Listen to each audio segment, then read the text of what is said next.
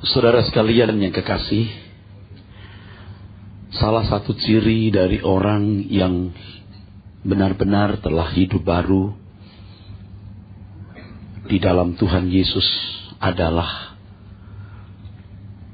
tidak lagi memiliki cita-cita, visi dari dirinya sendiri. Selain visi dan cita-cita yang diraihnya untuk kepentingan Tuhan. Orang yang benar-benar hidup baru dalam Tuhan tidak akan lagi memiliki cita-cita untuk kepentingan pribadi, untuk sebuah prestis, untuk sebuah harga diri, gengsi, kehormatan, nilai diri, kesenangan pribadi, atau sekedar sebuah kelayakan hidup.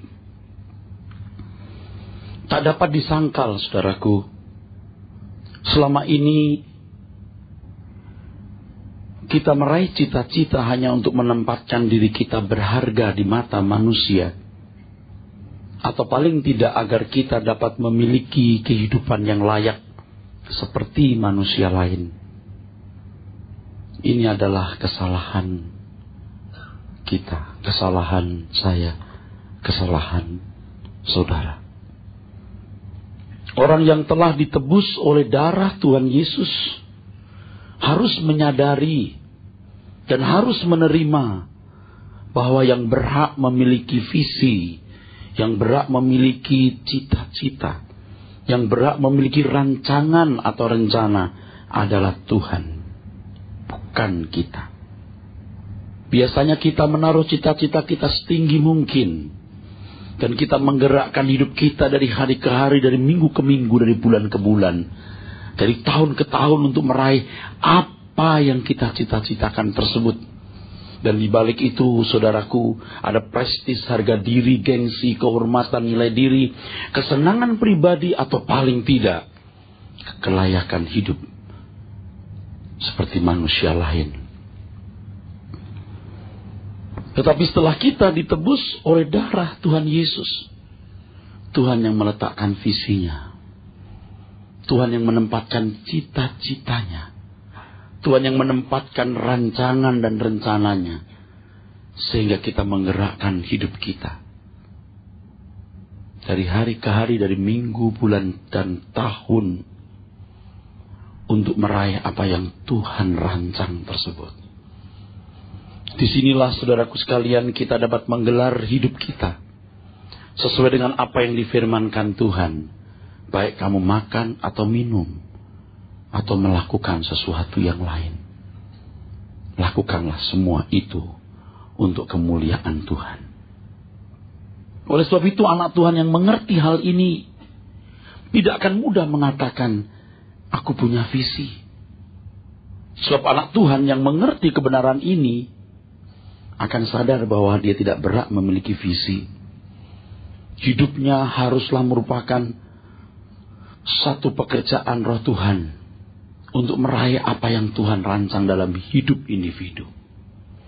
Baru-baru ini atau tahun-tahun belakangan ini, banyak pembicara berbicara mengenai visi. Kita harus punya visi, katanya. Kita harus punya visi. Dan itu berdasarkan satu ayat dalam Perjanjian Lama yang mengatakan, umatku binasa karena tidak memiliki visi. Membaca ayat itu, lalu mengisinya dengan pengertian bahwa setiap umat pilihan Tuhan harus punya visi. Visi yang sejajar dengan cita-cita, sejajar dengan rancangan dan rencana pribadi, untuk mencapai sesuatu yang dianggap sebagai tujuan. Padahal saudaraku, ayat itu tidak berbicara mengenai visi manusia. Umatku binasa karena tidak memiliki visi. Itu visi Tuhan, bukan visi manusia. Keluarnya Abraham dari Ur Kasdim itu visi Tuhan. Tuhan menempatkan bangsa Israel di tanah Kanaan, itu visi Tuhan. Sementara waktu Tuhan menempatkan umat Israel di Mesir selama 430 tahun juga visi Tuhan. Tuhan mengembalikan umat Israel ke tanah Kanaan dengan lengan yang kuat melalui hambanya Musa dan Yosua.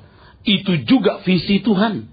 Dan Tuhan menempatkan bangsa Israel di tanah Kanaan supaya dari bangsa itu akan lahir Mesias. Juga visi Tuhan, bukan visi manusia. Nggak tahu bagaimana orang mensahkan atau melegalisir bahwa kita boleh punya visi. Saudaraku sekalian, memang logikanya dan fairnya, adilnya, kalau kita telah dimiliki Tuhan, maka kita tidak berhak memancangkan cita-cita. Kehidupan kita harus diatur oleh Tuhan. Kehidupan kita harus dikendalikan oleh Tuhan. Itulah sebabnya Roh Kudus ditaruh dalam diri kita. Dan Tuhan Yesus berkata, Roh itu akan memberitahukan kepadamu segala sesuatu yang dikehendaki oleh Bapa. Untuk apa Roh itu memberitahukan kepada kita segala sesuatu yang dikehendaki oleh Bapa? Agar kita melakukan apa yang dikehendaki oleh Bapa. Nah, kehidupan seperti ini, saudaraku sekalian, kehidupan yang digambarkan oleh Paulus sebagai tawanan roh. Tawanan roh. Kisah Rasul pasal 20 ayat 22 dan 23. Saudara membaca ayat ini, Kisah Rasul pasal 20 ayat 22 dan 23, harus memahami bahwa ini kesaksian hidup anak Tuhan yang normal. Kehidupan anak Tuhan standar. Jadi semua kita juga harus punya standar seperti ini. Walaupun kasusnya beda, tapi esensinya sama. Kisah Rasul 20 ayat 22 dan 23. Tetapi sekarang sebagai tawanan roh, aku pergi ke Yerusalem, dan aku tidak tahu apa yang akan terjadi atas diriku di situ. Selain daripada yang dinyatakan Roh Kudus dari kota ke kota kepadaku, bahwa penjara dan sengsara menunggu aku. Ini sosok manusia yang punya karunia ganda. Dan saudara punya kesempatan punya karunia ganda seperti ini. Alkitab mengatakan kamu dikaruniai bukan hanya untuk percaya, tetapi juga untuk menderita. Paulus, saudaraku sekalian, seorang pengikut Kristus yang sejati. Hendaknya kita tidak menganggap Paulus sebagai anak Tuhan super yang memiliki ukuran iman dan ukuran kesusilaan khusus. Ia adalah model anak Tuhan yang normal. Oleh sebab itu, dari sepak terjang hidup dan pelayanannya, kita dapat meneladani hal-hal yang indah. Jadi jangan takut, saudaraku. Kita memahami kebenaran sedalam-dalamnya, menangkap kebenaran seorisinil mungkin, dan berusaha untuk mengenakannya. Prinsipnya adalah kejar kebenaran dan bayarlah. Kejar kebenaran dan bayarlah. Ada pernyataan Paulus lain dalam Kisah Rasul pasal 18 ayat yang ke-21, saudara. Ia minta diri dan berkata, aku akan kembali kepada kamu jika Allah menghendakinya. Lalu bertolaklah ia dari Efesus. Peristiwa ini terjadi pada perjalanan penginjilan Paulus kedua. Paulus menolak tinggal di kota itu sekalipun dimohon-mohon untuk tetap tinggal di sana. Paulus meninggalkan Priskila dan Aquila, rekan-rekan sepelayanan, dan berkata, aku akan kembali jika Allah menghendaki. Kalimat ini menunjukkan sikap Paulus terhadap Tuhan yang dilayani dan sangat dihormatinya. Paulus tidak akan bertindak jika Tuhan tidak memerintahkannya. Ini adalah kehidupan seorang yang diatur oleh Tuhan. Menyerah pada pengaturan Tuhan. Tidak mengatur diri sendiri, tetapi membiarkan, mengizinkan Tuhan mengatur hidupnya. Ini ciri kehidupan orang Kristen yang dewasa. Di dalam Injil Yohanes pasal 21 ayat 18 dan 19. Tuhan berkata kepada Petrus, Petrus, ketika engkau masih muda, engkau ikat pinggangmu. Dan engkau pergi kemana engkau suka. Tetapi ketika nanti kamu sudah tua, kamu akan mengulurkan tangan, orang lain mengikat engkau dan dibawa ke tempat yang kau tidak suka. Dengan cara demikian Petrus memuliakan Tuhan. Dan itu menunjuk kematian Petrus, saudaraku. Dalam sejarah gereja dikisahkan Petrus mati dengan disalib dengan kepala di bawah. Menurut sejarah gereja atau tradisi sejarah gereja, Petrus berkata, Tuhanku disalib dengan kepala di atas. Aku tidak layak disalib dengan kepala di atas. Aku rela disalib dengan kepala di bawah. Ini Petrus tua. Petrus muda, Petrus yang suka-suka sendiri, semau gue. Apa yang menjadi keinginan, kehendak, hasrat, cita-cita, visi, rancangan, dia lakukan, dia laksanakan, dia penuhi. Tetapi Petrus tua adalah Petrus yang diikat oleh orang lain dan dibawa ke tempat yang tidak ia sukai. Siapa yang membawanya, saudara? Tuhan. Tuhan yang merancang Petrus memberikan pengabdiannya bagi Tuhan secara menakjubkan. Tidak sedikit orang Kristen yang hidupnya di bawah pengaturan diri sendiri. Tanpa sadar sebenarnya orang-orang seperti ini hidup di bawah kontrol kuasa kegelapan. Hasrat-hasrat yang dia miliki, yang menurut pertimbangannya halal, tidak melukai sesama, tidak merugikan orang lain. Tidak melanggar hukum, tetapi di luar rancangan Tuhan. Itu hasrat-hasrat yang digerakkan oleh spirit dari neraka. Akibatnya sederhana, kelihatannya, tapi tidak. Rancangan Tuhan dalam hidupnya tidak digenapi. Itu cukup membinasakan dia. Fatal itu. Setiap kita ini punya keelokan yang tiada tara. Dengan DNA khusus, dengan enzim khusus, dengan potensi-potensi khusus. Dan pasti setiap anak Tuhan itu mengandung atau memuat rancangan Tuhan yang dahsyat. Dan setiap kita harus menemukan rancangan tersebut. Sebelum kita menutup mata menghadap Sang Pencipta kehidupan, Sang Khalik. Kita harus menemukannya, saudara. Kita telah melewati tahun-tahun panjang di mana kita berbuat kesalahan. Dulu kita melihat orang buat apa, kita ikut. Orang bercita-cita apa, kita ikut. Orang punya apa, kita juga ingin punya. Kita umbar nafsu kita. Dan seolah-olah kita berhak menempatkan cita-cita kita pribadi setinggi-tingginya. Dan menggerakkan hidup kita. Mengerahkan seluruh tenaga kita untuk meraih cita-cita itu. Dan biasanya di sana ada harga diri, prestis, gengsi, kehormatan, kesenangan, atau paling tidak kelayakan hidup. Tapi sekarang sebagai anak Tuhan, itu harus ditanggalkan. Itu harus ditanggalkan. Datanglah kerajaanmu, jadilah kehendakmu di bumi seperti di sorga. Nah sekarang begini mestinya, saudara. Saya khawatir kalau ada bapak ibu saudara-saudara sekalian yang telah melewati tahun-tahun yang panjang tanpa mengerti hal ini.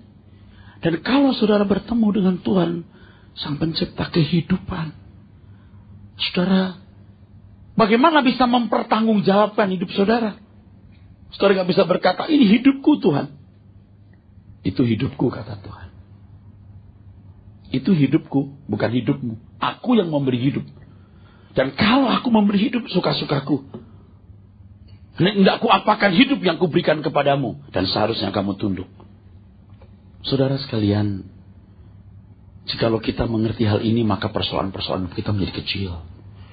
Saya tahu kita punya persoalan. Semua kita punya problem.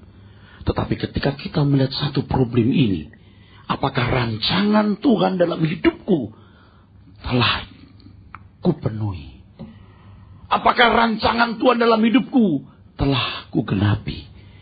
Visinya, cita-citanya bagiku, rancangannya bagiku, rencananya bagiku, harapannya bagiku. Maka masalah besar lain akan jadi kecil, saudara. Akan jadi kecil. Banyak orang berjalan sesuai dengan selera sendiri, perhitungan sendiri, dan keinginan sendiri. Seperti membeli suatu barang, sekolah, jodoh, pindah rumah, bisnis, tempat kerja, dan lain sebagainya. Suka-suka sendiri. Memang kita tidak selalu dikit-dikit bertanya kepada Tuhan. Ya, Tuhan, model baju mana yang saya pilih? Tuhan, saya mau beli kendaraan harga berapa? Yang berkisar 150 juta, 200 juta, yang 300 juta, yang 500 juta, yang 1 miliar, yang 2 miliar. Tidak selalu kita bertanya begitu. Dan saya kira itu kebodohan. Kalau orang dikit-dikit bertanya, Tuhan, kira-kira yang mana? Tidak selalu. Seharusnya kita ini sudah memiliki kecerdasan. Kecerdasan Tuhan. Hikmat Tuhan. Untuk mengambil keputusan itu kita sudah punya kecerdasan Tuhan. Hikmat Tuhan. Kalau beli baju begini pantas enggak saya pakai?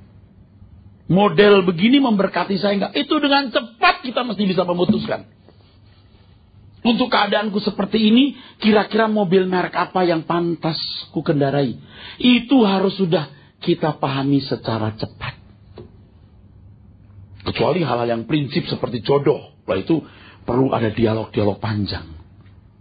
Tapi sebenarnya kalau dari anak-anak dilatih mengenal kebenaran, tunas remaja dilatih kebenaran, ketika remaja diajar kebenaran, ketika muda diajar kebenaran, dia punya standar hidup, standar moral, cita rasa jiwa, itu pun berkualitas.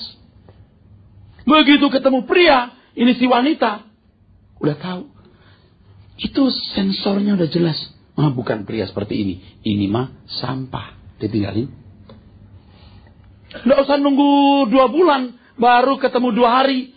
Dari cara dia berbicara. Sudah tahu. Yang begini mah nggak pantas jadi papi anak-anakku. Ini bisa jadi sapi. Tapi kadang-kadang memang harus ada pergumulan doa. Karena jodoh itu bisa menciptakan surga atau neraka dalam hidupmu di bumi ini, nak. Tanya Tuhan, siapa tulang rusukku? Demikian kata Joko. Oh Tuhan, siapa tulang rusukku? Supaya jangan didapat tulang babi. Wanita juga mulai bertanya. Ini si Endang. Tuhan, aku tulang rusuknya siapa? Supaya aku jadi tulang rusuk orang. Agar aku tidak ditempatkan sebagai tulang kaki. Atau kalau pria berdoa, Tuhan, temukan aku tulang rusuk yang baik. Supaya dia mau ditaruh di rusuk. Bukan mau jadi tulang kepala. Harus digumuli, saudara. Tapi kalau anak Tuhan yang berjalan dengan Tuhan. Itu, saudaraku sekalian. Peka. Peka. Nggak usah nunggu 2 bulan. Baru bergaul 2-3 hari. Langsung tahu. Yang begini mah bikin aku TBC. Nggak kawin dia. Dia pria-pria perhatikan ya. Banyak wanita-wanita cantik. Lemah gemulai. Very beautiful. Begitu you nikah. Nggak usah 30 tahun. 3 bulan TBC. Ada seorang pria yang mensyukuri. Pada waktu dia masih muda. Dia bertemu seorang gadis cantik. Nyaris mau berpacaran. Itu gadis cantik. Ini di lingkungan gereja, saudara. Di gereja itu lebih banyak wanitanya daripada prianya. Jadi pria jadi komoditi non migas yang laku di tempat itu. Nah, pria ini termasuk salah satu favorit lah. So, pria ini bisa main musik, bisa ngarang lagu, bisa pimpin vokal grup. Wah, jadi lumayan lah harganya itu lumayan gitu. Nah, ada wanita di situ, keluarga dari pendeta setempat yang rupanya taruh hati. Ini si pria juga mulai, parabola cintanya mulai agak bergeser gitu. Untung gak jadi. Beberapa belas puluh tahun kemudian, ketika bertemu, ini si pria berkata, syukur aku gak menikah dengan wanita ini. Kenapa? 1, badannya berubah total seperti Mike Tyson. Padahal dulu ramping, cantik, kuku jarinya itu begitu mulus. Si pria sempat berpikir begini, seperti bintang film Hong Kong ya. Tapi bukan masalah body. Masalah karakter. Bengisnya minta ampun. Suaminya mati. Pria ini berkata, seandainya aku kawin dengan wanita ini, aku juga sudah ada di Menteng Pulau. Jadi saudara sekalian jangan main-main dengan jodoh ya. Kalau mau cari jodoh harus buka mata lebar-lebar. Kalau perlu pakai mikroskop. Mungkinlah virus-virus yang belum dimatikan. Mikroskop. Kalau mau cari jodoh harus buka mata lebar-lebar. Nggak bisa cuma pakai peragaan sebentar lalu cocok. take him. Mana bisa seperti beli kucing dalam karung. Emangnya berteman 2 minggu apa? Selama hidup di dunia. Itu kalau perkawinan Kristen tidak boleh cerai. Hah? Tidak boleh take him, take her. Tidak bisa. Harus pakai mikroskop baik-baik sehari 2 hari, seminggu 2 minggu, 3 bulan, 4 bulan. Mungkin masih ada virus-virusnya. Bengisnya, liarnya, mata duitannya, mata keranjangnya. Buang keranjangnya, tinggal matanya. Makanya, saudaraku, tidak gampang. Tidak gampang. Kalau cari jodoh, buka mata lebar-lebar. Begitu menikah, tutup mata, rapat-rapat. Nasi sudah jadi bubur, makanlah bubur itu. Bagaimana kita bisa membangun kepekaan, Pak? Yang pertama, tidak bisa saudara harus mengenal kebenaran firman. Kebenaran firman itu membuat orang cerdas. Masa Pak? Percaya saudara. Ini kekayaannya luar biasa. Anda punya waktu 100 tahun, 1000 tahun mengupas kebenaran Alkitab tidak cukup. Gali kekayaan firman Tuhan. Saudara akan punya kecerdasan. Dengan sendirinya. Saudara punya kecerdasan. Ini tidak pantas. Itu yang pantas. Kehendak Tuhan ini bukan itu. Automatically. Dengan kecepatan yang tinggi. Saya percaya kita perlu sekali tanya kepada Tuhan. Tapi saya tidak suka kadang-kadang dengar orang berkata, saya tanya Tuhan dulu ya. Untuk soal-soal yang tidak perlu dia bertanya, saya tanya Tuhan dulu. Berarti kamu tidak bergaul dengan Tuhan. Kalau orang bergaul dengan Tuhan 24 hours, anytime untuk hal-hal yang tidak perlu dikubur dengan doa dan puasa, dia langsung bisa ambil keputusan. Yang ini enggak, yang ini iya. Karena dia sudah mendapat impartasi spirit dan kecerdasan roh Tuhan. Mesti kita begitu. Jangan dikit-dikit. Coba saya tanya Tuhan ya. Tunggu. Saya tanya Tuhan. Oh, udah dapat. Apa? Apa tuh? Capek yang begitu itu. Saya bukan tidak percaya bahasa roh. Yang begitu-begitu sering penuh manipulasi. Saya sudah ketemu orang-orang begitu. Sebentar. Saya ambil keputusan sebentar ya. Laba. Oh, laba. Boleh. Laba soalnya. Saya percaya bahasa roh. Saya juga berbahasa roh. Paulus juga berbahasa roh. Glosolalia. Tetapi kita jangan manipulasi. Mungkin perlu begitu. Bisa, bukan enggak. Tapi kalau sedikit-sedikit selalu begitu, berarti Anda enggak punya kecerdasan roh Tuhan. Sebab you harus dalam persekutuan dengan Tuhan 24 hours. Hikmat marifat Tuhan itu sudah harus mengalir dalam diri kita.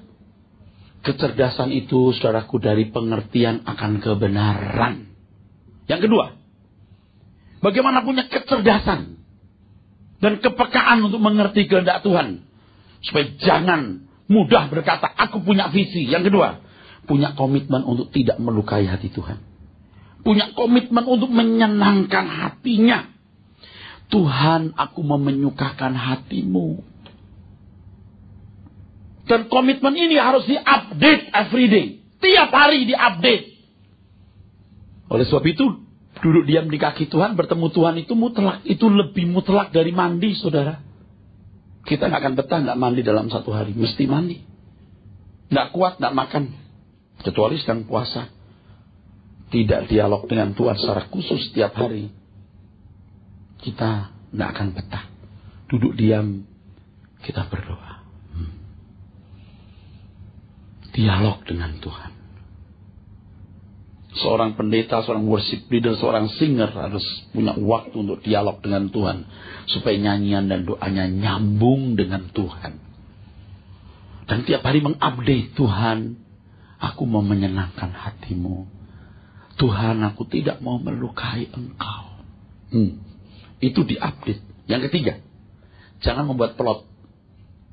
Tahun ini aku harus sudah punya rumah. Yang begini nih. Kampungan ini. Wajar itu Pak? Enggak. Kalau anak Tuhan yang benar dia tidak memplot itu. Tahun ini saya sudah menikah. Lebih baik Anda tidak menikah daripada menikah mendapat pasangan hidup yang salah. Ingat ini. Tahun ini aku sudah punya villa. Saudara jangan kampungan. Kenapa saya katakan kampungan? Bapak yang kita sembah itu punya langit dan bumi. Dan saudara percaya itu bukan perkara besar. Saudara kerja baik-baik. Anda punya villa seluas 8 hektar pun tidak masalah. Tuhan akan berkati. Tidak masalah sama sekali. Target saya tahun ini sudah beli mobil. Tidak usah gitu kali.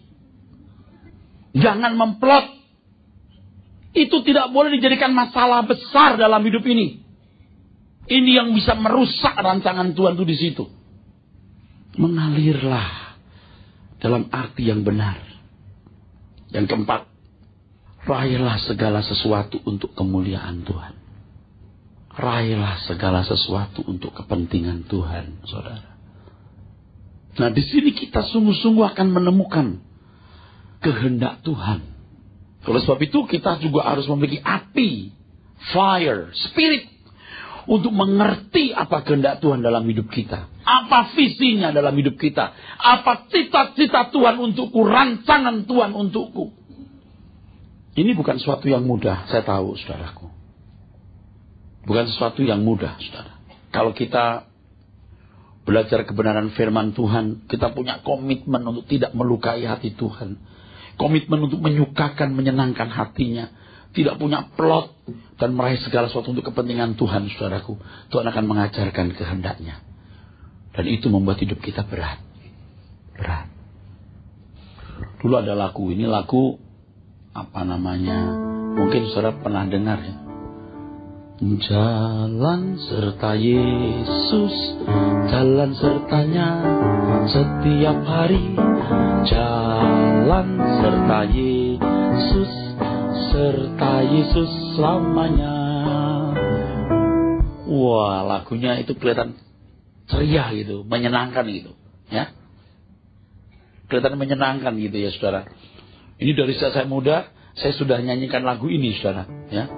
Jalan serta Yesus, jalan sertanya setiap hari. Jalan serta Yesus, jalan sertanya selamanya. Enak ya. Tapi saya mau beritahu waktu Anda jalan pertama dengan Tuhan itu berat. Kenapa berat? Sebab saudara yang harus menyesuaikan diri kepada kehendaknya. Bukan Tuhan yang menyesuaikan diri kepada kehendak saudara. Nah, banyak orang itu ya berurusan dengan Tuhan itu bukan minta konfirmasi dulu langsung legitimasi. Bukan minta persetujuan dulu langsung minta pengesahan. Misalnya gini. Seorang anak berkata kepada mama papanya, "Mama, papa, ongkos." Papa mamanya nanya, "Apa nih?" "Ongkos. Aku mau pergi ke Singapura." "Ongkos." Papa mama belum bilang boleh atau enggak boleh. Main ongkos aja loh. Mesti tanya dulu, "Mama, papa, saya mau ke Singapura, boleh enggak?" Konfirmasi dulu baru legitimasi, disahkan, boleh, dibayarin. Nah, kita kadang-kadang begitu, saudaraku. Bukan kita yang harus menyesuaikan diri kepada Tuhan, Tuhan suruh supaya menyesuaikan diri dengan kita. Ya Tuhan, aku jatuh cinta kepada wanita itu. Cantiknya Tuhan. Oh Tuhan, tolonglah. Aku cinta dia. Tanya dulu, Tuhan, wanita ini cocok enggak untukku? Oh Tuhan, tolonglah. Aku cinta dia. Tuhan bilang sebodoh. Tuhan belum kasih konfirmasi, minta legitimasi.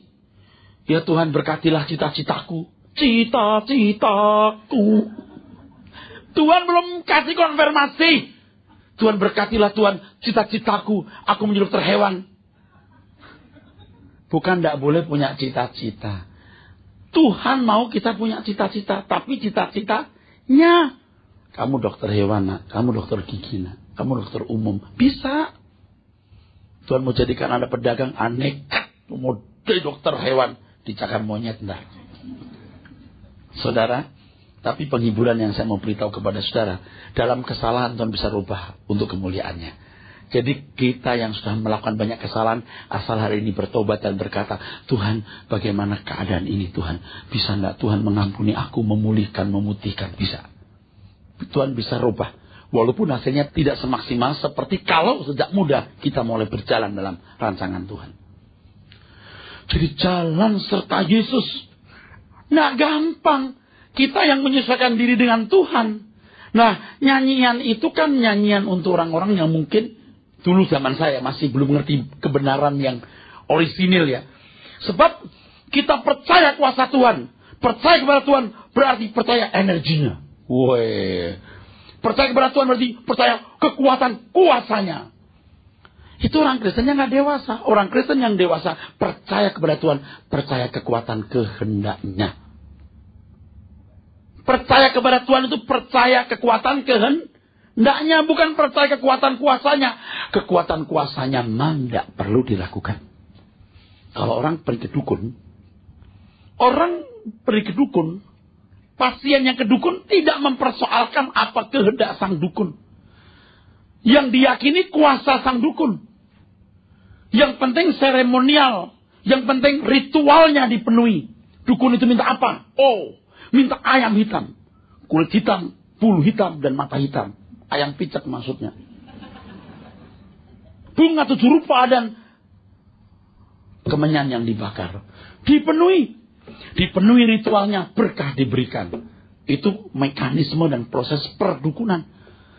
Saudara tidak bisa dan tidak boleh perlakuan Tuhan seperti itu. Kita datang kepada Tuhan. Kita imani kuasanya. Tuh lihat tuh. Tuh praktek perdukunan. Kita sembah-sembah, kita puji-puji Tuhan. Lalu ada pemulihan ekonomi. Pemulihan kesehatan. Saya bukan tidak percaya Tuhan hadir menyembuhkan, memulihkan. Tapi kalau mekanisme itu menjadi satu form, satu bentuk, satu format, sesat. Biasanya kalau ada komunitas dengan pola demikian, maka perlu sosok-sosok tokoh-tokoh yang menjadi mediator antara Allah dan manusia. Sudah ngawur, saudara. Sudah ngawur. Yang kita percayai itu bukan kekuatan kuasanya, tapi kekuatan kehendaknya. Kuasanya pasti Tuhan berikan kepada kita. Puji Tuhan, saudara, kita boleh mengerti hal ini. Berjalan dengan Tuhan, saudara. Wow, indah sekali. Kita harus sesuaikan diri dengan Tuhan. Ini namanya berjalan dalam roh. Pneumatikai stoikomen. Terus ikuti kehendak roh. Wah, itu dari segala hal. Tuhan berkata, tidak usah tersinggung. Kita belajar tidak tersinggung. Tuhan bilang, marah. Ini salah, ini anakmu. Marah. Harus berani marah. Kalau Tuhan Roh Kudus bilang, jangan marah. Saatnya tidak tepat untuk marah sekarang. Kita tidak perlu marah saat itu. Marahnya disimpan. Masukkan freezer. Ntar dikeluarin lagi. Harus bijak. Nah, berjalan dengan Tuhan itu begitu, saudaraku. Di situ rancangan Tuhan akan digenapi dalam hidup kita. Amin. Luar biasa. Di dalam Yakobus pasal 4. Yakobus menasihati kita agar kita tidak melupakan Tuhan dalam perencanaan. Yakobus 4 dari ayat yang ke-13. Jadi sekarang, hai kamu yang berkata, hari ini atau besok kami berangkat ke kota Anu, dan di sana kami akan tinggal setahun, dan berdagang serta mendapat untung, sedang kamu tidak tahu apa yang akan terjadi besok. Apakah arti hidupmu? Hidupmu itu sama seperti uap yang sebentar saja kelihatan lalu lenyap. Ya, sebentar, itu dulu. Bukan tidak boleh berdagang dapat untung. Bukan tidak boleh. Tapi apakah kita mengkonfirmasi rencana rancangan kita itu dengan Tuhan? Kalau orang mengenal kebenaran, punya komitmen mau menyukakan hati Tuhan, tidak memplot apa yang dia ingini atau yang dia cita-citakan, ingin meraih segala sesuatu untuk kemuliaan Tuhan, itu otomatis kita kerja dengan Tuhan. 24 jam yang kita pikirkan seiring dengan Tuhan. Saya bicara begini bukan sebagai orang yang sempurna. Justru saya sudah berkali-kali jatuh bangun di sini. Udah ngerti, saya telah berbuat banyak kesalahan. Hidupmu seperti Uap. Walah Pak, ini mah lebay. Mosok kayak uap, lebay. Enggak, ini enggak lebay Pak. Ini firman Tuhan, ini enggak hiperbola. Coba Bapak Ibu yang usia 50 tahun kira-kira. Atau 45 tahun ke atas. Rasanya baru kemarin kita gendong anak kita. Sekarang udah besar bisa bawa mobil. Rasanya baru kemarin. Dulu saya punya ponakan suka nginep di rumah kecil. Wanita. Kalau ke rumah menginap kita ke supermarket saya taruh di troli. Saya dorong. Belum punya anak. Wah. Manggil saya Tai Jicong. Tai Jicong itu suami dari cici mamanya, kakak mamanya, Tai Jicong. Sekarang dia sudah punya anak. Anaknya sudah panggil saya Tai Jikung. Tai Jikung itu artinya kungkung. Opa, Mbah Eyang. Eyang Erastus. Saya lihat muka saya di cermin. Semudah ini dipanggil Opa. Udah 50 tahun sih. Faktanya dipanggil Opa. Dulu dipanggil Tai Jicong. Sekarang Tai Jikung. Udah jadi kungkung. Aduh. Kamu kalau kumpul keluarga besar dengan keluarga saya yang lain. Waduh, ponakan kecil-kecil, perempuan-perempuan. Ayo Sun dulu, Sun Om. Om era Sun. Yang lama Sun duitnya lebih banyak. Waduh, musuh lama-lama itu. Bunyi-bunyi. Duitnya banyak. Angpaunya besar. Sekarang sudah jadi gadis remaja, pemudi. Sudah ada yang mau nikah. Gede, lebih tinggi dari saya. Cantik. Saya udah gak berani dicium. Rasanya baru kemarin masih, ayo cium om. Yang lama, duitnya banyak. Sekarang, ayo. Bisa jidat saya dicium. Udah tinggi-tinggi. Dulu imut-imut dulu. Imut-imut. Sekarang, amit-amit. Udah besar-besar. Rasanya baru kemarin. Nanti gak lama lagi kita tidur di tempat tidur udah. Susah menggerakkan badan. Udah uzur. Kalau pakai istilah kita, usia indah. Usin. Lalu yang panggil kita Tai Jikung. Sudah jadi pemuda-pemudi yang mau menikah lagi. Sebentar lagi. Seperti uap. Sebelum saudara menguap. Bertobatlah. Jadi, baca lagi. Biar yang sombong kapok. Baca lagi. Jadi sekarang, hai kamu yang berkata, hari ini atau besok, kami berangkat ke kota Anu, dan di sana kami akan tinggal setahun, dan berdagang serta mendapat untung, sedang kamu tidak tahu apa yang akan terjadi besok. Terus. Apakah arti hidupmu? Hidupmu itu sama seperti uap, yang sebentar saja kelihatan lalu lenyap. Sebenarnya kamu harus berkata, jika Tuhan menghendakinya, kami akan hidup dan berbuat ini dan itu. Jika Tuhan menghendakinya kami, apa? Akan. Jika Tuhan menghendakinya, akan hidup. Kalau Tuhan tidak menghendaki, Anda nggak hidup. Kok bisa sombong loh? Kalau mau mati nggak usah nunggu naik pesawat Boeing 747 itu Airbus meledak kena typhoon. Makan ikan asin yang kelelak bisa mati orang.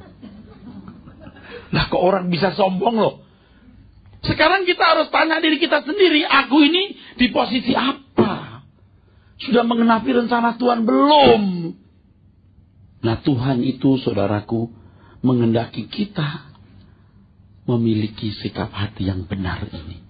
Jika Tuhan menghendaki, aku akan hidup. Amin. Dan berbuat ini, berbuat itu. Jika Tuhan menghendakinya.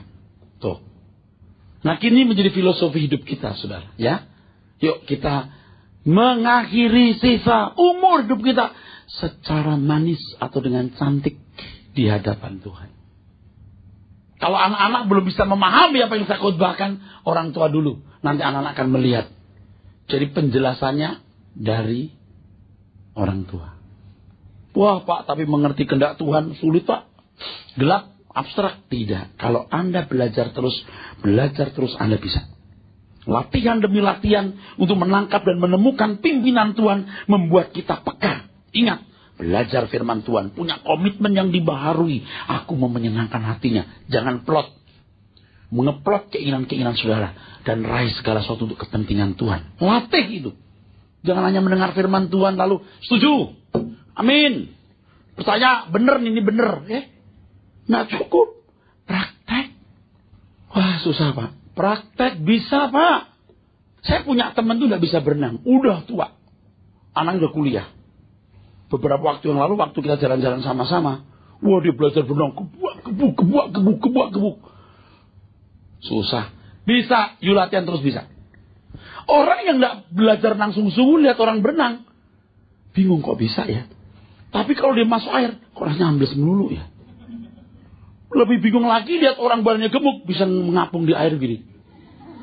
Karena tahu art seninya, skillnya. Jangan hanya teori, praktek. Nggak cukup saya ajarin begini. Ini loh gaya katak. Ini loh gaya dada. Harus praktek. Kalau nggak praktek, udah tahu Pak teorinya. Gaya dada. Langsung masuk di kedalaman air. Kolam renang yang 4 meter. Langsung gaya dada. Yes, dada bener. Dada ambles. Bener-bener dada. Itu gaya dada yang sempurna. Mau gaya dada masuk kolam renang yang 4 meter. Plus langsung. Dada. Dia bener-bener dada. Ambles. Bapak Ibu kalau praktek bisa. Pasti bisa. Latihan demi latihan akan memampukan saudara. Untuk bisa. Mampu. Tidak ada pilihan. Sebab Tuhan Yesus gembala yang baik. Kalau kita menjadi domba-dombanya, kita harus jalan di belakang gembala. Iblis mengacau. Supaya kita tidak melibatkan Tuhan dalam seluruh gerak hidup kita. Sehingga pertimbangan-pertimbangan yang muncul dalam benak kita bukan berasal dari Allah. Kalau sudah demikian, berarti kita dalam pemilikan iblis bukan melaksanakan rencana Allah, tapi rencana sendiri yang dimotori oleh kuasa dari neraka. Dalam nama Yesus jangan terjadi itu. Kita harus memperlakukan Tuhan secara real. Dan memang Allah itu real. Dan lihat bagaimana tokoh-tokoh iman dalam Alkitab. Dahsyat. Kenapa? Mereka begitu yakin Allahnya hidup. Dan mereka benar-benar punya pengalaman dengan Tuhan. Tuhan yang sama mau kita alami. Tuhan yang sama memberi diri supaya kita bisa alami. Kebenaran ini jangan saudara hanya aminkan saat ini. Lakukan. Kenakan dalam hidup saudara. Dan alami Tuhan. Amin.